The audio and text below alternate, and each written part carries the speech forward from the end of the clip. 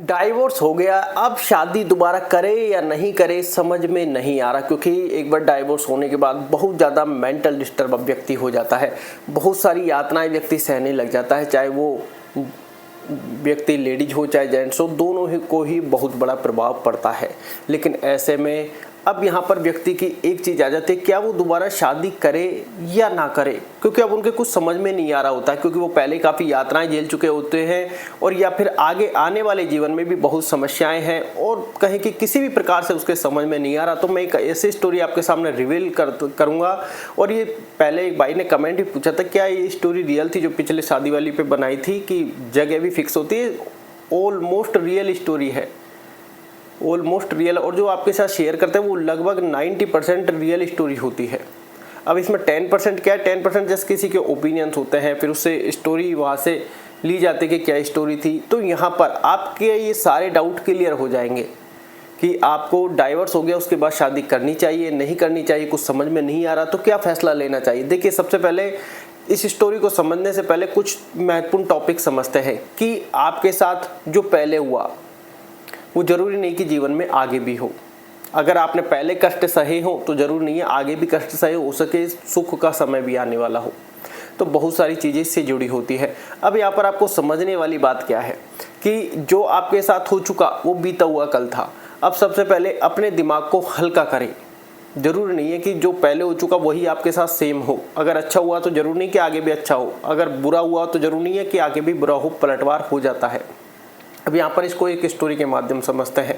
तो सबसे पहले आपको मानसिक प्रेशर हटाना है। मानसिक प्रेशर कैसे हटाना है, होगी या नहीं होगी ये आपके हाथ में नहीं है। पहले तो ये बात आप समझ लें। अगर होनी लिखी है तो आप उसको टाल नहीं सकते, जैसा कि हमने पिछली वीडियो में बताया था, और अगर नहीं लिखी तो आप चाह के भी कर नहीं सकते। अब इसको कैसे समझा जाए, देखिए, पहले मैं आपको इसलिए बोल रहा हूँ कि सबसे पहले मानसिक प्रेशर हटाएं, क्योंकि आप वीडियो के लास्ट तक शायद हो सकता है नहीं टिक पाएँ, और ये बिल्कुल रियल स्टोरी है।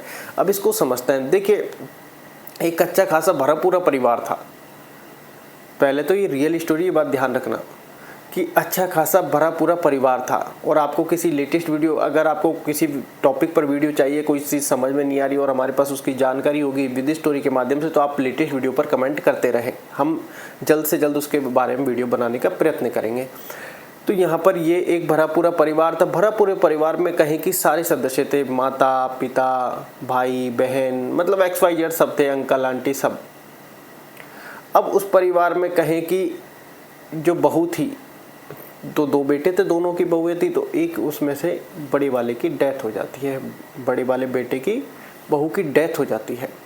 एक बीमारी हुई, बीमारी के बाद वो डेथ हो जाती है। ये समझो कि बहुत सारी चीज़ें उसके ऊपर डिपेंड कर रही थी, बहू के ऊपर, चाहे घर का काम काज हो, चाहे घर को संभालना हो, बहुत सारी चीज़ें।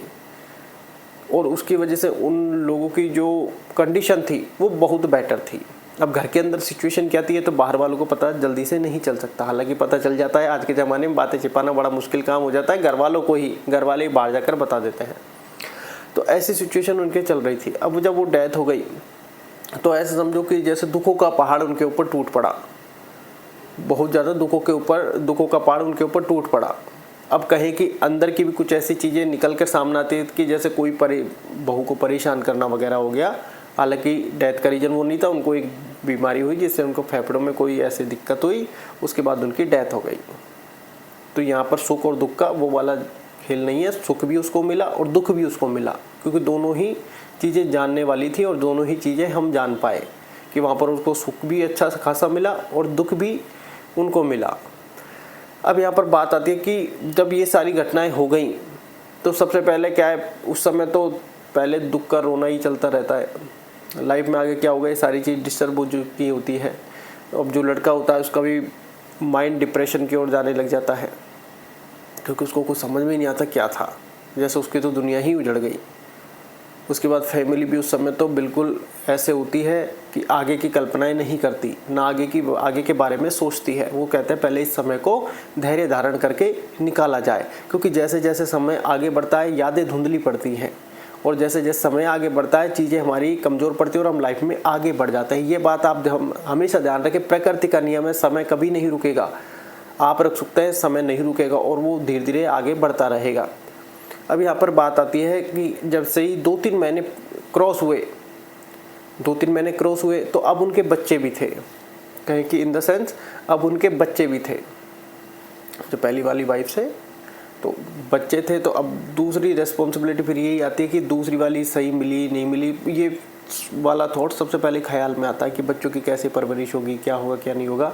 तो ये वाला थॉट पहले उनके दिमाग में नहीं था। पहला थॉट ये था बेटे के दिमाग में कि शादी तो अब करनी ही नहीं है, क्योंकि एक तो हालांकि एज थी, अच्छे खासे पैसे कमाने वाले या फिर कहे कि गवर्नमेंट जॉब वाले थे, तो एक उनके कुछ बेटे मतलब कहे कि 8, 10, 12 साल की लड़कियां भी हो गई, मतलब थोड़ी समझदार भी हो गई, और फिर कहे कि बेटे का था वो बिल्कुल शादी करने का कोई इरादा नहीं था।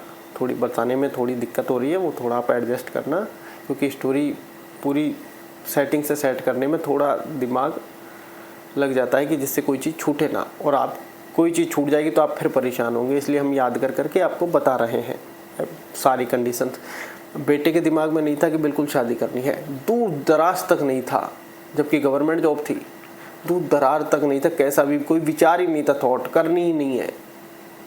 और माता पिता के भी क्या था कि अभी काफ़ी बड़ी लाइफ तुम्हारे जीवन में पड़ी है। जो एक भाई ने कमेंट किया था 35-40, 37 शायद ईयर का था, तो सेम एज उनकी भी थी, बल्कि और कहे कि 40 थी, और भी 40 साल। तो अब उनके में थॉट यही था कि शादी नहीं करनी। माता पिता का थॉट ये था कि लाइफ अभी पूरी लंबी पड़ी है, जो छोटा छोटा उनका बेटा है वो अभी छोटा है और शादी कर लेनी चाहिए। लेकिन वहाँ पर बेटे का ओपिनियन बिल्कुल क्लियर था, शादी नहीं करनी है। उसके बाद 6 महीने गुजरे तो थोड़ी सी प्रक्रिया देखने की चली माँ बाप के ओपिनियन रेस्पॉन्स से, कि हम देखते तो है, सही है कि देख लेते हैं, ये मना तो कर रहा है, बात पसंद नहीं आएगी तो मना तो है ही है, लेकिन हम हमारा कर्तव्य तो पूरा करके देखते हैं। तो उन्होंने देखना चालू किया। उस समय उनको कोई मिला भी नहीं, कोई पसंद भी नहीं आई, और कहे कि बेटे का ओपिनियन भी उन्होंने बार बार चेंज करवाने का प्रयत्न किया, कोई बदलाव उसमें नहीं आया, किसी भी प्रकार का कण भर भी बदलाव नहीं आया। उसका ओपिनियन फिक्स था कि अब नहीं करनी। अब वो अंदर अंदर बहुत ज़्यादा डैमेज या टूट चुके थे, या फिर कोई और रीज़न, वो बाद की बात है, क्योंकि परिस्थिति ऐसी थी कि वो टूट चुके थे। अब यहाँ पर समझने वाली बात ये थी कि यहाँ पर घर वालों ने पूरा प्रयास किया, देखने का भी उनको मिला नहीं कोई ऐसा सिस्टम। बच्चे की सोच बदलवाने की कोशिश की तो उसकी सोच भी नहीं बदली। एंड द एंड होता क्या है कि थोड़े समय पश्चात पिता की डेथ हो जाती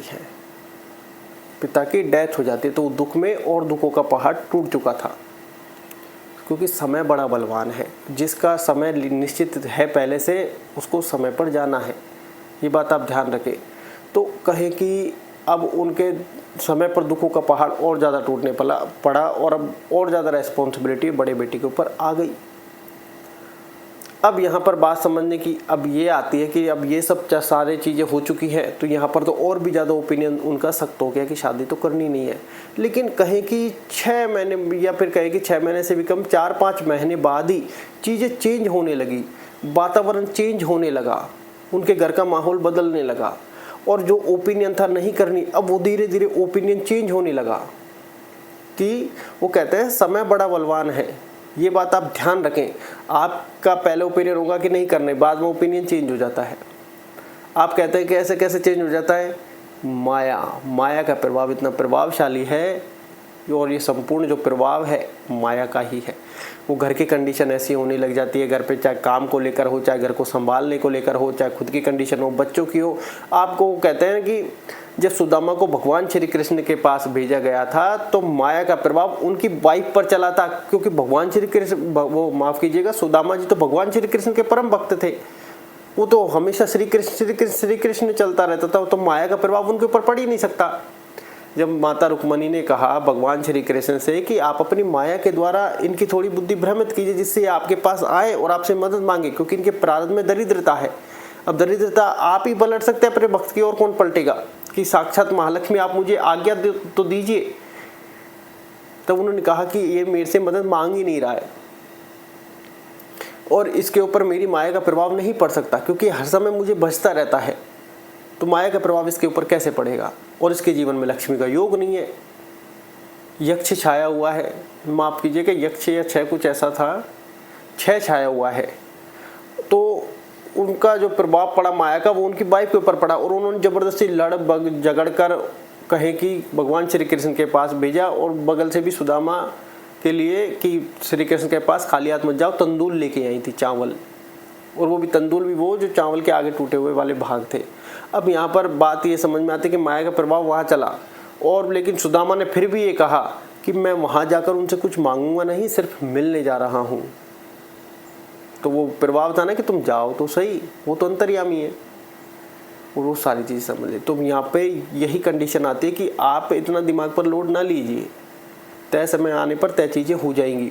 अब यहाँ पर बच्चे का ओपिनियन चेंज होने लगा, अब वो शादी के प्रति अक्सर आगे होने लगा और कहे कि 1-1.5 महीने में ऐसा योग बना कहीं से कि वो गए कोर्ट मैरिज, जो कोर्ट मैरिज में दोनों चीज़ें होती हैं, कोर्ट मैरिज भी होती है और कहें कि अग्नि को साक्षी मानकर फेरे भी होते हैं जो समाज के उससे होते हैं। तो ये सारी प्रक्रिया वो कंप्लीट करके शादी करके घर आ गए, मतलब गिनती के लोग, कोई ज़्यादा झमेला नहीं, क्योंकि वैसे दुखों का पहाड़ चल रहा है, कोई खुशियाँ थोड़ी मनाई जाएंगी। तो ये सारी चीज़ें वो करके लिया है। अब बाकी सारे शौक थे कि यार ये क्या हुआ, जिस बच्चे का ओपिनियन हमेशा चेंज था कि करनी ही नहीं है, करनी ही नहीं है, करनी नहीं है, माता पिता कह के पच लिए, माता पिता ने प्रयास कर लिए, जब इनको लड़की भी नहीं मिली कि पहले लड़की तो ढूंढ लेते हैं, बच्चे का ओपिनियन बाद में चेंज करवा लेंगे, लेकिन कुछ भी हुआ ही नहीं। पिता की डेथ हो गई, उसके 3-4 महीने बाद अपना आप ही योग बना, दूसरी शादी हुई और वो सारी चीज़ें पलटने लगी और शादी हो गई। अब आप ये सोच रहे हैं कि शादी करूं या नहीं करूं, तो इस चीज़ का विचार ही त्याग दीजिए, कोई फ़ायदा नहीं है ऐसे विचारों का जो पलट जाते हैं। इसमें कोई पलटने वाली बात नहीं, क्योंकि समय का प्रभाव इतना प्रभाव है कि हम तो कठपुतली मात्र हैं, एक निमित्त और माध्यम के मात्र हैं। तय समय पर जो इंसिडेंट होने, जो चीज़ें आपके साथ होनी है वो हो जाती हैं और इस स्टोरी में कोई भी किंचित मात्र भी फेक नहीं है, ये बात आप ध्यान रखें। क्योंकि किसी को गुमराह करने से हमें क्या मिलेगा, अगर हम किसी को गुमराह करेंगे तो सज़ा हमें भी तो मिलेगी, क्योंकि शनिदेव किसी के साथ अन्याय नहीं करते, वो न्याय के देवता है और न्याय सबके साथ करते हैं। चाहे वो अच्छा कर्म करे चाहे वो बुरा कर्म करे, दोनों का प्रभाव वो जरूर देते हैं, ये बात आप ध्यान रखें। तो हमें गुमराह करके आपसे कुछ नहीं मिलने वाला, आपको हम अच्छी स्टोरी बताएं चाहे फेक स्टोरी बताएं, उससे हमारी वीडियो वायरल का कोई लेना देना नहीं है। तो ये सारी चीज़ें आप समझदार हैं, समझ सकते हैं और ये बिल्कुल रियल स्टोरी है, इसमें हम नाम नहीं ले सकते क्योंकि बहुत सारी चीज़ें हमसे जुड़ जाती हैं, तो ये आप ध्यान रखें। तो इसमें आपको करना क्या है कि परेशान नहीं होना है, अपनी आप लाइफ को एक रिलैक्सेशन मूड देना है। आपको हम हर वीडियो के माध्यम से बताते हैं मेडिटेशन ध्यान करना है, ध्यान से होगा कि आपका माइंड स्ट्रांग होगा और विचारों को त्यागेगा और इसकी फ्रिक्वेंसी एक डाउन होगी और एक अप होगी, बुरे विचारों की डाउन होगी, अच्छे विचारों की अप होगी, आपका माइंड रिलैक्स में रहेगा और आपकी लाइफ बेटर होती चल जाएगी। दूसरा, आप नाम जप का सहारा ले सकते हैं, इससे क्या है आपके जीवन में एक अलग ही अलौकिक तेज आने लग जाएगा, आपके विचार शुद्ध होने लग जाएंगे, बहुत सारी चीज़ें पलटती हैं। आप एक बार करने का जरूर ट्राई करें। इसलिए कहते हैं लाइफ का सबसे पहले 1 घंटा, दिन का सबसे पहले 1 घंटा अपने आप को जरूर देना चाहिए। मेडिटेशन, ध्यान, नाम जाप, योगा, व्यायाम, अनुलोम विलोम, ये सारी चीज़ें आपको जरूर करनी चाहिए। आपको ऐसा लग रहा है कि आपके भागने से चीज़ें आप जल्दी पकड़ लोगे, तो ये सिर्फ एक भ्रम है, ये बात आप ध्यान रखें, क्योंकि हर व्यक्ति चीज़ें पकड़ने का ही प्रयास करता है और हर व्यक्ति दुखी है। कोई भी व्यक्ति, लगभग 80% व्यक्ति अपने कर्म पर फोकस नहीं करते, उनका फल पर ज़्यादा फोकस है, चाहे उनमें एक हम भी हो। तो इसमें कोई गलत बात नहीं है, क्योंकि हम ज़्यादातर फल पकड़ते हैं, कर्म से ज़्यादा हमने फल पकड़ रखा है। हमारे सपने हैं, उसके बाद ड्रीम ऐसे बन जाते हैं, गाड़ी बंगला, और फल एक चीज कर्म हमने किया और फिर फल के ऊपर आ जाते हैं, यार इसमें कुछ नहीं हुआ, फल नहीं मिला, और हम इरिटेट होने लग जाते हैं, मन खराब होने लग जाता है। तो इस मन को इतनी शक्ति ना दो कि ये बार बार खराब करे, और मन को मेडिटेशन ध्यान द्वारा फोकस टिका दो कर्म पर। जब आप इस पर टिकाएंगे, फल के प्रति आसक्ति नहीं रहेगी, तो वो लौट कर आपके पास जरूर आएगा। ये बात आप ध्यान रखें। धन्यवाद।